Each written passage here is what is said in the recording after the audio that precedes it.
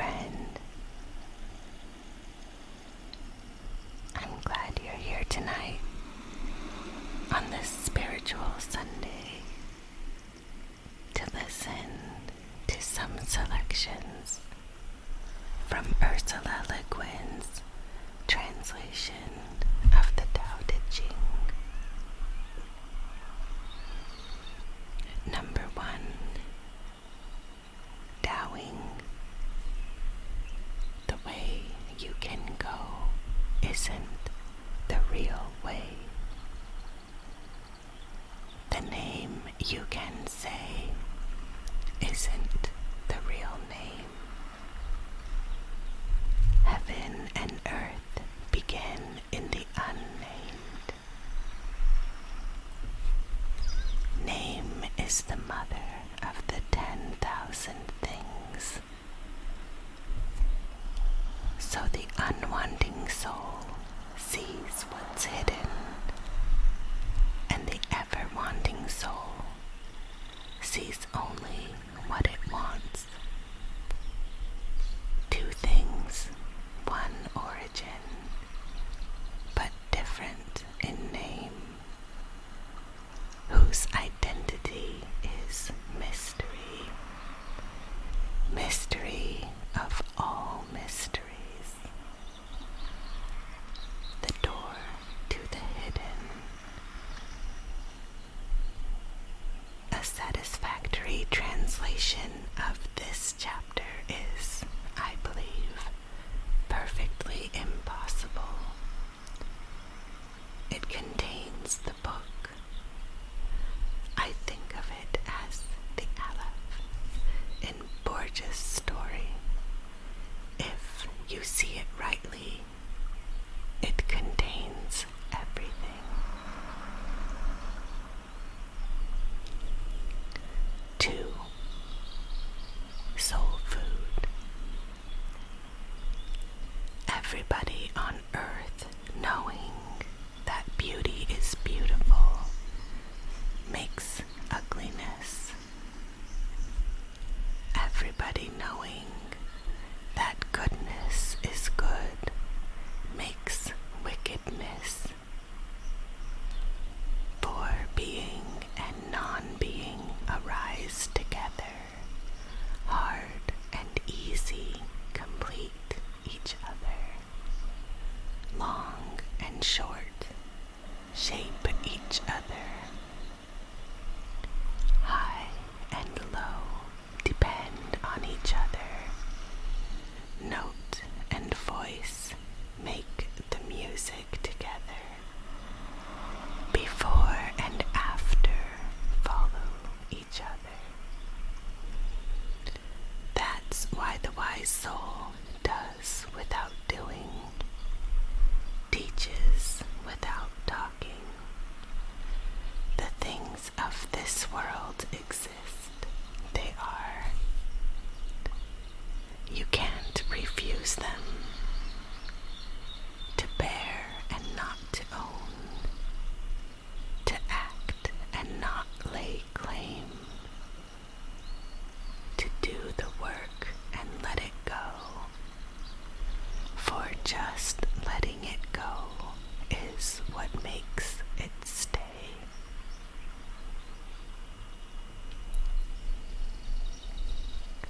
One of the things I read in this chapter is that values and beliefs are not only culturally constructed, but also part of the interplay of yin and yang, the great reversals that maintain the living balance of the world.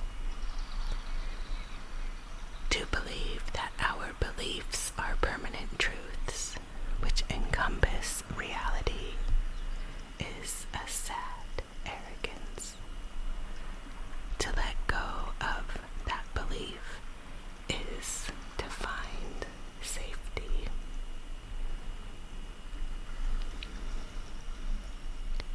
3. Hushing. Not praising the praiseworthy keeps people uncompetitive. Not prizing chasing rare treasures keeps people from stealing. Not looking at the desirable keeps the mind quiet. So the wise soul governing people would empty their minds, fill their bellies, weaken their wishes, strengthen their bones, keep people unknowing, unwanting, keep the ones who do know from doing anything. When you do not doing, nothing is out of order.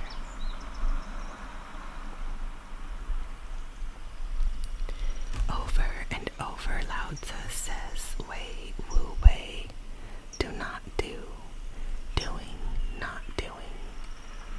To act without acting, action by inaction. You do nothing, yet it gets done. It's not a statement susceptible to logical interpretation or even to a syntactical translation into English, but it's a concept that transforms thought radically, that changes minds. The whole book is both an explanation and a demonstration of it. 4. Sourceless. The way is empty, used but not used up, deep, yes, ancestral to the 10,000 things. Blunting edge, loosing bond, dimming light. The way is the dust of the way. Quiet, yes, and likely to endure. Whose child, born before the gods. Everything Lao Tzu says is elusive. The temptation is to grasp at something tangible in the endlessly deceptive simplicity of the words. Even some of his finest scholarly translators focus on positive ethical or political values in the text as if those were what's important in it. And of course, the religion called Taoism is full of gods, saints, miracles, prayers, rules, methods for securing riches, power, longevity, and so forth. All of the stuff that Lao Tzu says leads us away from the way. In passages such as this one, I think it is the profound modesty of the language that offers what so many people for so many centuries have found in this book. A pure apprehension of the mystery of which we are part.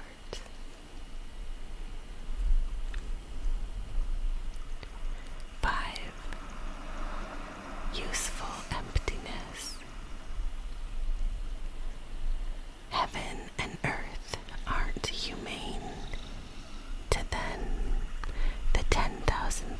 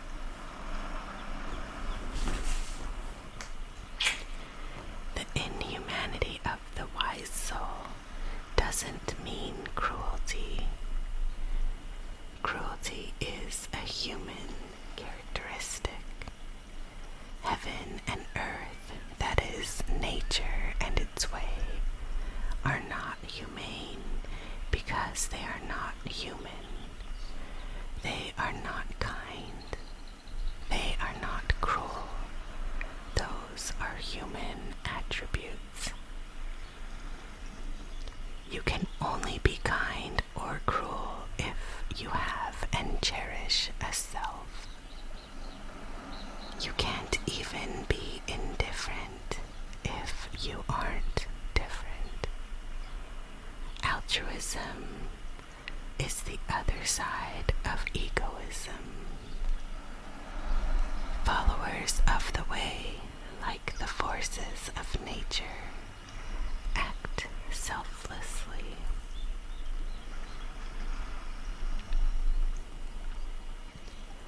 Six. What is complete? The valley spirit never dies. Call it the mystery, the woman, the mystery, the door of the woman, is the root of earth and heaven. Forever this endures, forever. And all its uses are easy.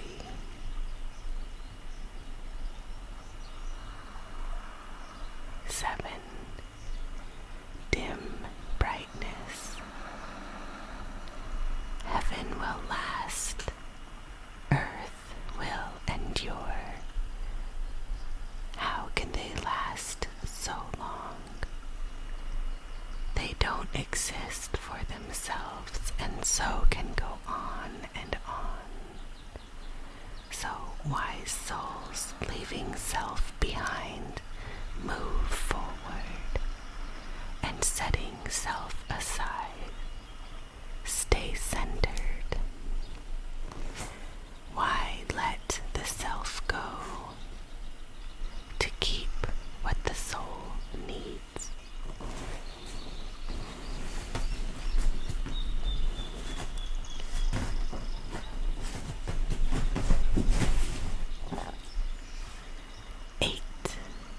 Easy by nature.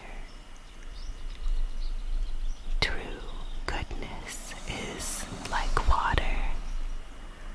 Water's good for everything. It doesn't compete.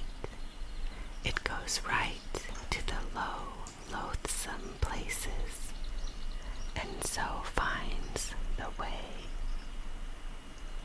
For a house, the good thing is level ground. In thinking, depth is good. The good of giving is magnanimity, of speaking, honesty, of government, order. The good of work is skill, and of action, timing. No competition, so no blame. A clear stream of water runs through this book, from poem to poem, wearing down the indestructible, finding the way around everything that obstructs the way. Good drinking water.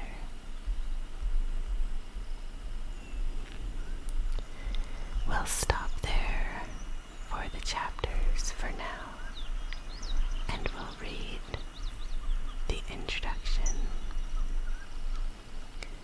The Tao Te Ching was probably written about 2,500 years ago, perhaps by a man called Lao Tzu, who may have lived at about the same time as Confucius. Nothing about it is certain except that it's Chinese and very old, and speaks to people everywhere as if it had been written yesterday. The first Tao Te Ching I ever saw was the Paul Carusse edition of 1898, bound in yellow cloth, stamped with blue and red Chinese designs and characters. It was a venerable object of mystery, which I soon investigated and found more fascinating inside than out. The book was my father's. He read it often. Once I saw him making notes from it and asked what he was doing.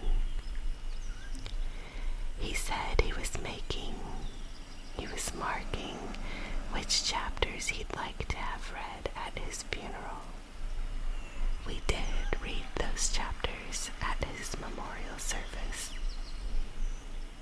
I have the book, now 98 years old, and further ornamented with red binding tape to hold the back on, and have marked which chapters I'd like to have read at my funeral. In the notes, I explain why I was so lucky to discover Lao Tzu in that particular edition.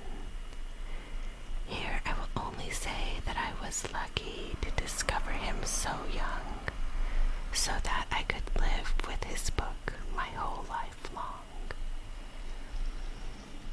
I also discuss other aspects of my version in the notes at the end of each chapter, the how of it.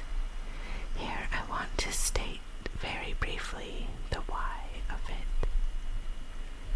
The Tao Te Ching is partly in prose, partly in verse, but as we define poetry now, not by rhyme and meter, but as a patterned intensity of language, the whole thing is poetry.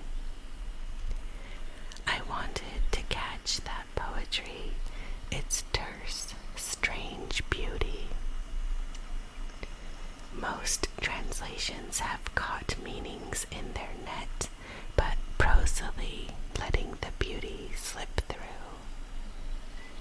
And in poetry, beauty is no ornament. It is the meaning. It is the truth. We have that on good authority. Scholarly translations of the Tao Te Ching as a manual for rulers use a vocabulary that emphasizes the uniqueness of the Taoist sage, his masculinity, his authority. This language is perpetuated and degraded in most popular versions. I wanted a book of the way accessible to a present-day, unwise, unpowerful, and perhaps unmale reader, not seeking esoteric secrets, but listening for a voice that speaks to the soul. I would like that reader to see why people have loved the book for 2,500 years. It is the most lovable of all the great religious texts, funny, keen, kind, modest, indestructibly outrageous, and inexhaustibly refreshing. Of all the deep springs, this is the purest water. To me, it is also the deepest spring. Ursula K Le Guin.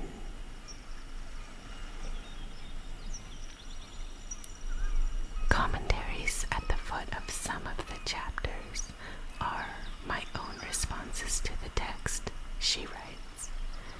They are idiosyncratic and unscholarly, and are to be ignored if not found helpful.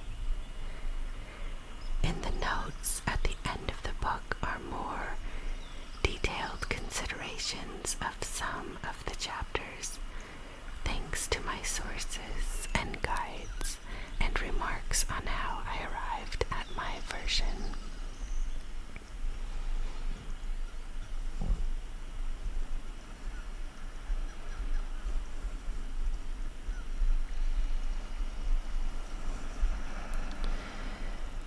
So let's read her notes on chapters 1 through 8. Chapter 1. Here, for the words in the third verse that I render,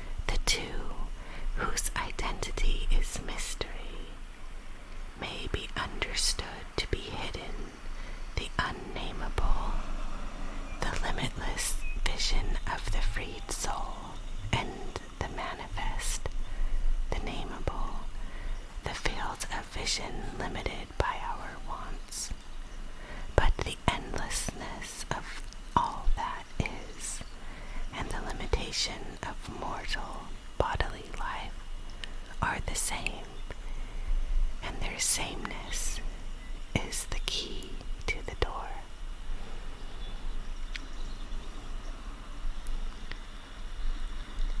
We'll read that one again, bearing that in mind. 1. Taoing. The way you can go isn't the real way. The name you can say isn't the real name. Heaven and earth begin in the unnamed. Name's the mother of the 10,000 things.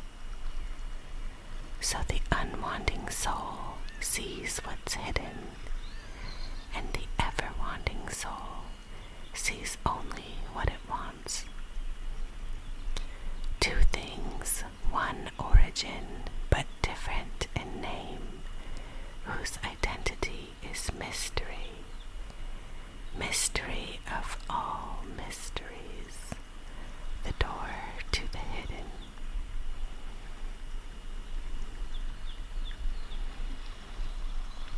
Notes on Chapter 5. As I said above, in a few of the poems, I leave out lines which I find weaken the coherence of the text, to the point that I believe them to be a long ago reader's marginal notes, which got incorporated in later copyings. My authority for these omissions is strictly personal and aesthetic. Here, I omit the last two lines. Translations of them vary greatly. My version is, mere talk runs dry. Best keep to the center.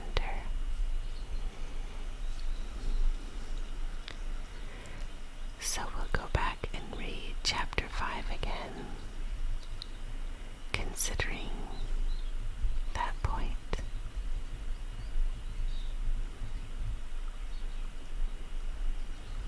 Useful emptiness. Heaven and earth aren't humane.